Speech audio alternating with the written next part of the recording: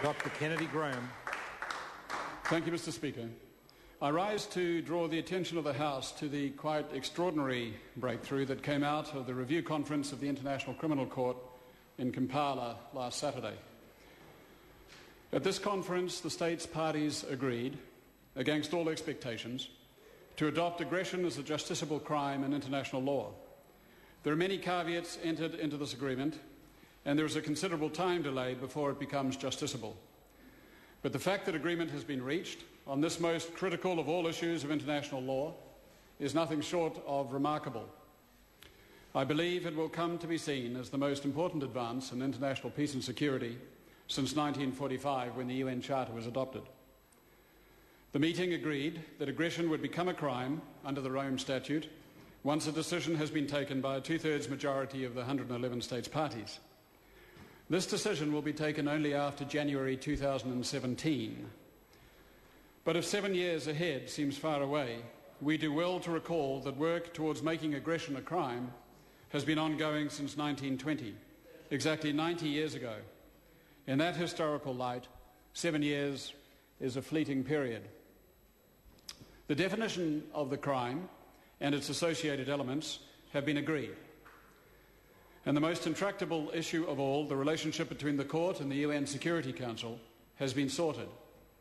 In short, the Council may determine an act of aggression, as it is empowered to do under the Charter, and refer such a case to the Court for investigation and possible prosecution. This will apply to any country, whether or not it is a member of the Court.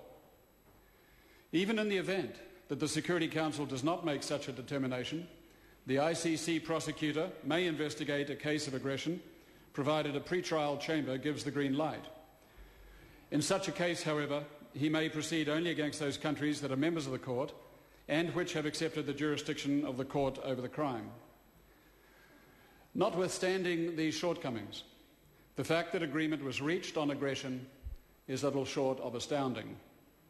We can now foresee the day when aggression will become a crime in international law.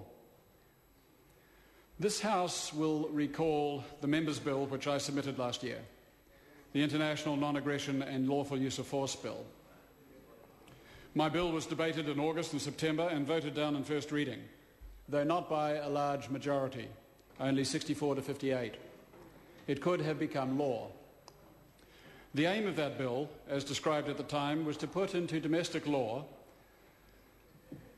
that would have become the same effect in New Zealand as the emerging international law now in the International Criminal Court. It would have criminalised in New Zealand law aggression by a New Zealand leader if he or she illegally committed our armed forces overseas. The government's opposition to this bill rested on the complaint that it would have rendered this country's foreign policy subject to a Security Council veto, preventing New Zealand forces from collaborating with others in a humanitarian intervention of the Kosovo type. That reasoning was simply wrong. The responsibility to protect doctrine, as was made clear by UN Secretary-General in his seminal report of 2004, is always subject to a Security Council veto. And as we predicted last September, the day has come when the New Zealand government was obliged to fall into line and agree with the notion of aggression becoming a crime. The fact that it is adopted by the ICC does not absolve New Zealand of responsibility to make aggression a crime in domestic law. Indeed, it will not only be obliged to implement aggression as a crime in our domestic law, it will acknowledge that it is our domestic courts that are expected to prosecute in the first instance before such a matter is referred to the International Court in The Hague. So when the time comes for the government to implement the international agreement making aggression a crime, it will effectively be doing what it was invited to do last year and found disingenuous reasons for not proceeding. I wish the government well in assisting the court to hasten the day when this occurs. Michael Woodhouse.